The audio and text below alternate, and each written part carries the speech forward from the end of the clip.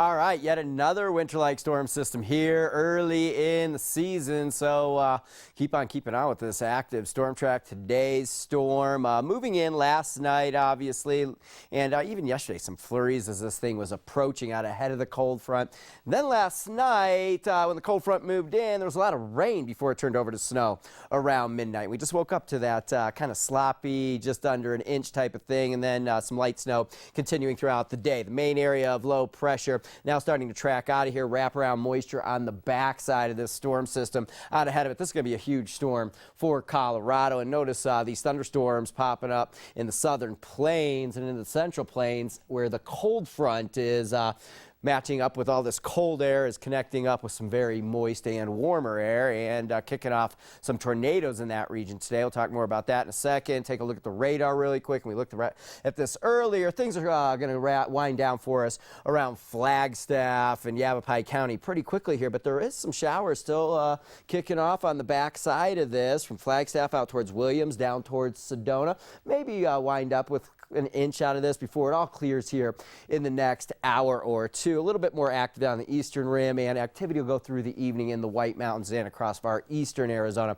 But for the rest of us, we will clear out. All right, taking a look at the winter weather that this thing is going to cause across the entire west. Here we are in Arizona, and we're kind of out of all the warnings here, but then you get up into Utah with all the purple. That's winter weather advisories. All this pink in Colorado, that's winter storm warnings all the way down in the San Juans, all the way through the central Rockies, up to 2 feet of snow. Then you get up around Denver, and it's a blizzard warning, and tonight through tomorrow, Denver's even going to end up with 6 to 10 inches of snow. And this is kind of an optimum path for the Colorado-type snowmaker when they take these southerly tracks. When a storm system kind of starts tracking into southeastern Colorado, they get the backside upslope flow.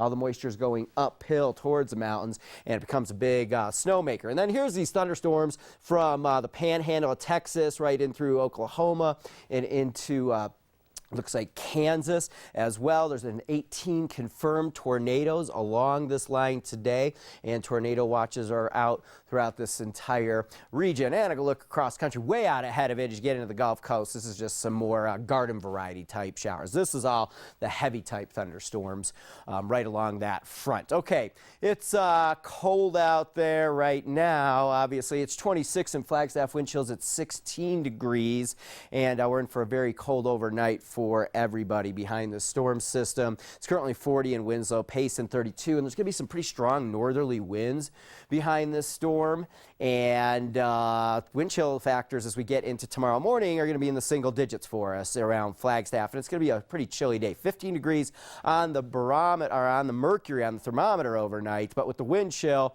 especially first thing tomorrow morning, you know, it'll be single digits, so definitely bundling up. It'll be a blustery day out there tomorrow at 42 degrees, breezy with breezy winds out of the north throughout the day. We're out of the storm system, sunny skies, but chilly really across the state. 54 Sedona, Prescott 53, and Payson 51 tomorrow, but it'll be a bit on the breezy side as well, so it'll make it feel cooler. And the rest of the week's featuring a gradual warm-up, and by the time we get into the end of the week and into the coming weekend, we're right above average here with temperatures into the mid-50s. So behind this, we're kind of back to some more mild, seasonable weather. And I think I skipped over my almanac map that's usually in there that shows the precipitation. I wanted to talk about that. This storm system with about another half inch of moisture puts us in the top 15 wettest calendar years since 1899. We're at over 26 inches and a month to go yet. So we'll see how, we'll keep an eye on that and see how we end up.